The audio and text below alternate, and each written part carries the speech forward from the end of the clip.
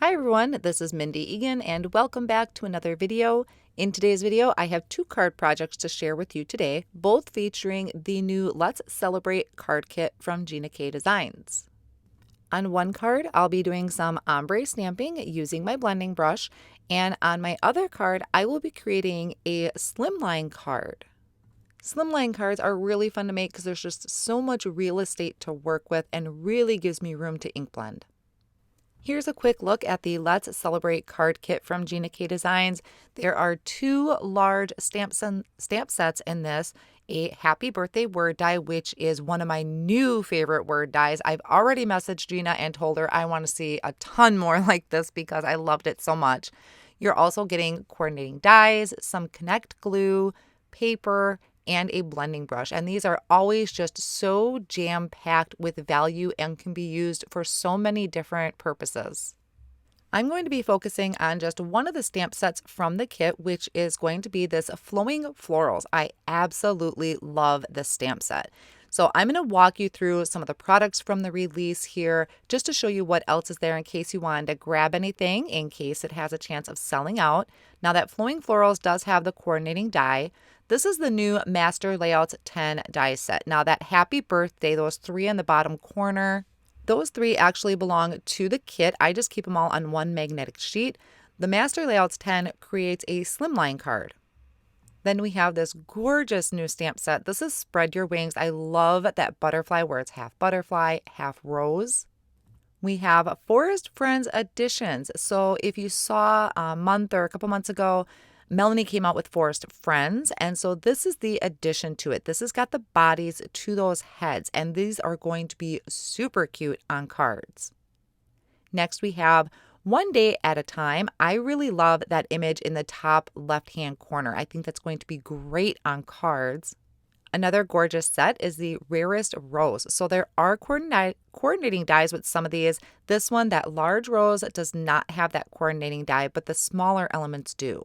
Now we have Birthday Bash, and this one is actually included in that Let's Celebrate kit. I love these dies for these two larger sentiments, the birthday wishes and the happy birthday. This is Winter Branches, so even though it says winter, I think these are going to be great to use as elements on your cards year-round.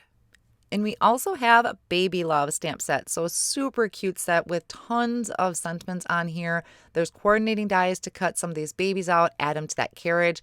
And I always need a baby stamp set and never seem to have one. So I'm so excited for that one to be added to the collection. The first card I'm going to create is my slimline card. So the die itself, the inside piece, actually measures 8.5 by 3.5. So I cut a piece of layering weight cardstock just a little bit bigger than that. Then I'm starting to ink blend using my Gina K Designs inks and blending brushes. I started with Sweet Corn ink on the very bottom. Then I'm coming in with a Dusty Rose. I've really been enjoying just playing around with different color combinations to see how they all work out. Next, I'm going to kind of flip my cardstock and I'm going to bring in Blue Lagoon. This is one that I feel I don't use quite as much as Sea Glass or Tranquil Teal, and it's a gorgeous color. So to top it off, I'm going to add in the navy.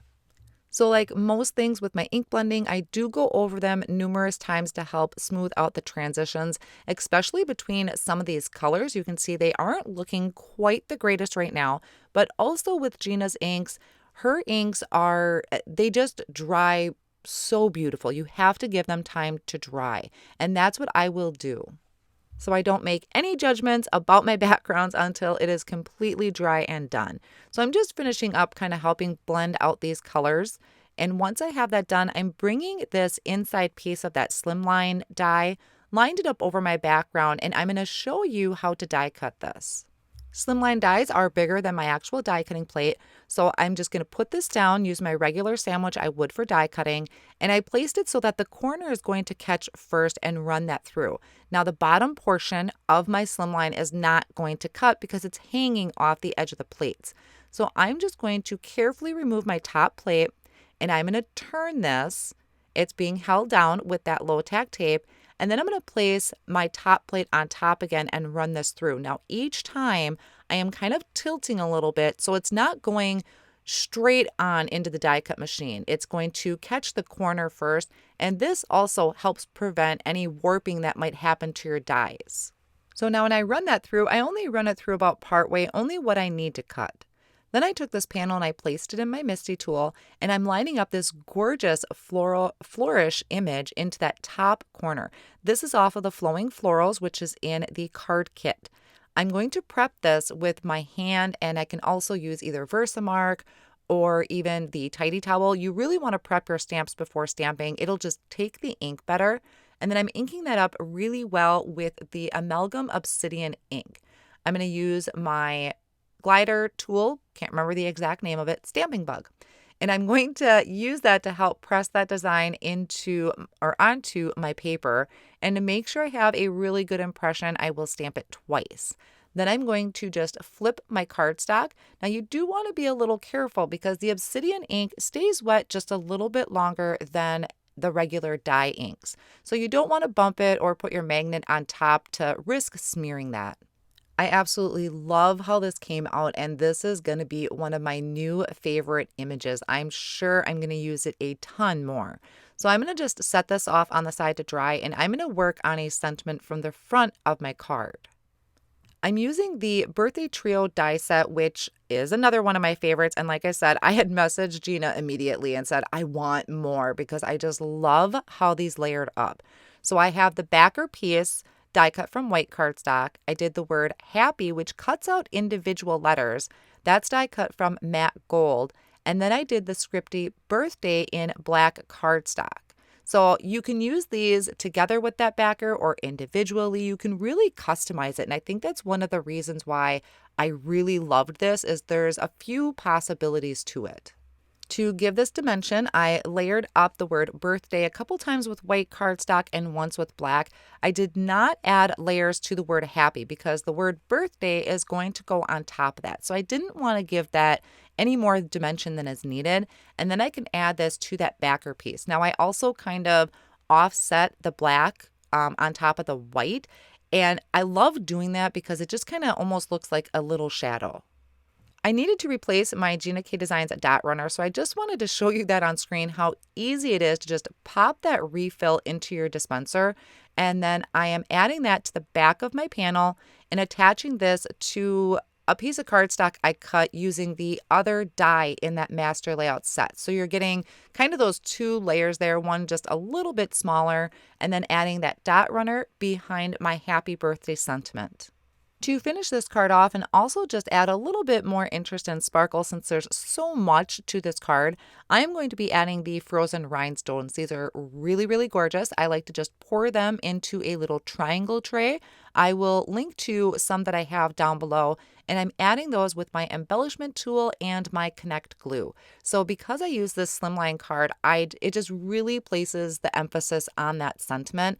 And I know I'll get asked, but I'm not sure what the postage would be to mail a slimline card. So that one, I haven't mailed any yet. I usually give them out by hand. Now for my next card, I am going to do a technique that I actually was just playing with recently, and that is doing some ombre stamping using my blending brushes. Once again, I'm using now the Flowing Florals stamp set out of the card kit, except this time I'm using the smaller images, which also have coordinating dies.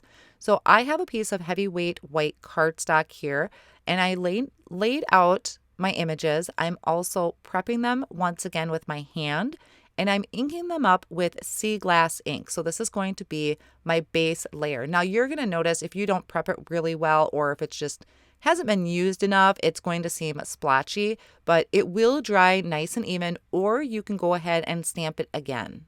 For the ombre stamping technique, which I'll also link my other video that I have for it as well, I am using Tranquil Teal in an ink cube. My mind is running faster than my mouth can keep up with. So I went around just the very outer edges of this first flower, and then I took my mini blending brush and I just dabbed up some of that ink to help that transition from that darker edge to the lighter center. So I will repeat all of those same steps for these. Now keep in mind, when you have that mini ink blending brush, you are actually removing ink. It's not necessarily blending it into the image. It's just removing some of that harshness that the ink cube would leave. And I prefer to use an ink cube to do this because it's just easier to get into those smaller areas. I guess if you were using just one image, it wouldn't be bad, but when I have this many laid out, it was just a lot easier to do an ink cube. Then I flipped my cardstock and I cleaned off my stamps, so I'm kind of starting fresh, and I'm going to repeat all of those same steps. I love doing this where I can get this stamped out numerous times on one piece of cardstock. I was cutting it a little bit close with that big flower, but my dies do fit, so I'm able to get them all cut out perfectly with the coordinating dies. I always seem to gravitate towards the teals because I really like the Tranquil Teal, but this technique with these images would look so gorgeous in so many other colors, especially with some spring colors. My background for this card is going to be using the Elegant Script background stamps. I don't use these enough, and I love the scriptiness of this. I just wanted a subtle background here. So I have a piece of heavyweight cardstock that I have in my Mindy, and I'm going to stamp that Elegant Script down in, I think it was sea glass ink. It's a really, really light ink. And once I open the door of my Mindy, it's actually kind of scattered. I don't have a great impression this first time, but I actually really like that scattered look. I'm going to die cut out that panel using the Mastser Layouts 2 die set. I'm using the clean edge one, not the stitched edge one. The Mastser Layouts 2 is my go-to when it comes to die cutting out front panels. Here I'm pretty much getting the lay of the land on how I want my card to look. I knew I wanted those elements to kind of be coming out from behind my sentiment, and I'm keeping them actually fairly symmetrical. You can see that where the large flower and that one leafy element are pretty much on the same spot in each corner. I just used that sentiment backer as a guide, and then I attached those pieces with a tape runner. Now to add dimension to the card, I am using my double-sided foam sheets. I just trimmed it down slightly smaller than what my front panel is, and then I can also add it to an A2 size card front. So that's 4 1/4 by 5 1/2. The sentiment, I once again used that birthday trio, except this time I die cut the word happy from some matte silver cardstock. And you may have seen that there was a Tranquil Teal piece on the back of that birthday. I really debated between using Tranquil Teal on top or the black one out, so I used the Tranquil Teal as a layer to add to the front of that. I added foam behind that sentiment piece, and once I remove the backing, I'm going to place this right over my flourishes, just making sure that my margins are even on each side of the sentiment. And then once again, I'm going to finish off with frozen rhinestones. Now, I did start placing them in the other opposite corner of my flourishes, but then I had this idea to add them to those little circles or those little berry markers, and they look so good. You'll have to check out the close-ups on this because it looks so good with those frozen rhinestones. I hope you enjoyed today's card inspiration using the new Let's Celebrate card kit from Gina K Designs. I can't wait to play with this kit some more. I will have all of those supplies listed down below in the video description and over on my blog. Thank you so much for joining me today. Here are a few more videos I think you might enjoy.